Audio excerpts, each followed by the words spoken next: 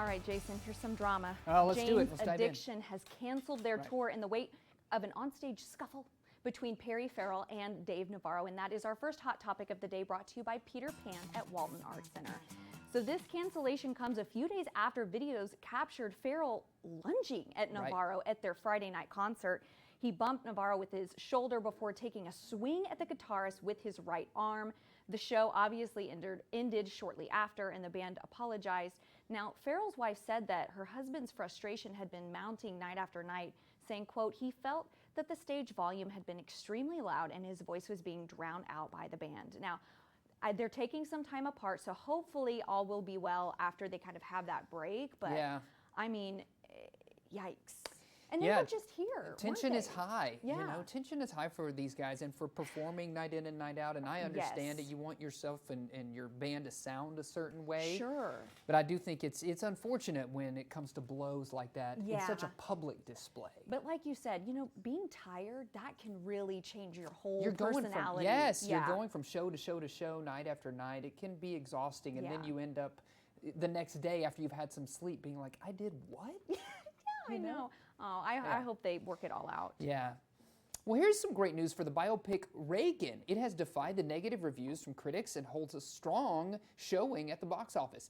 Negative reviews of Dennis Quaid's Ronald Reagan biopic Reagan aren't stopping audiences from going to see this one. It stars Dennis Quaid as the 40th President of the United States. Reagan opened in theaters on August 30th to a smattering of bad reviews from critics, with one critic labeling the film as the worst movie of the year. On Rotten Tomatoes, however, as of this past Saturday, more than 5,000 verified users have weighed in, and the audience score remains at 98%. So, you know, we're often at odds with critics, I feel like. The public, if you go on Rotten Tomatoes, you will often see the critics being mid or even negative, and the audience reviews are through the roof. You know what I think it is? I think some people go into it and they feel like a movie needs to be a certain way. It needs to tick all these boxes. But, you know, you can just enjoy a film for what it is, you know. But, I mean, you know, I agree. Everyone's a critic, right? Everyone's a critic. Everyone's a critic. Yeah, for sure. Well, it looks like Big Ed has finally found happily ever after. The reality TV star is engaged again after a whirlwind romance. So Big Ed confirmed that it was love at first bite. Yum. He met his now fiancée, Portia Raymond, during a meet and greet with fans at a sandwich shop in Florida, and he ended up proposing, get this, within 24 hours of their first meeting. So the 90-day fiancé star took a paper clip from the restaurant manager and fashioned a ring out of it, proving that this really was a spontaneously popped question. Congratulations. He just seems like such a romantic. You know what I mean?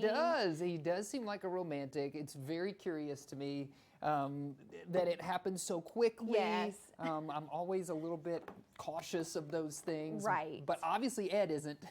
He's Ed going says, for it. I'm going for it. Give me the paper clip. Yes, okay. Well, best of luck. Yes, you know? good luck, Ed. I hope that works out.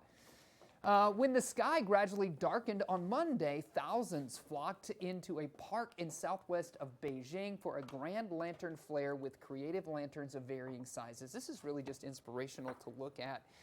The weekend kicked off in that traditional Chinese celebration during mid-autumn, also known as Moon Festival. The Lantern Fair will set new records as Beijing's longest, largest, and most intricate lantern fair ever held. Overall, a total of 100,000 colorful lantern ornaments are displayed, and among them are 75 sets, large and medium-sized lanterns. The lanterns draw inspiration from the cultural relics, traditional Chinese paintings, Chinese poetry, and fairy tales. That is beautiful. Isn't it beautiful? I think it's just inspirational just to look at. It's cool. Can you imagine seeing that in person? I bet you someone here in Northwest Arkansas could make something like that. I bet. We Come have so on, many let's artists push and for it. creative. We Let's have a can't, Moon but we could go Festival watch here. it. Yeah, that's right, for sure.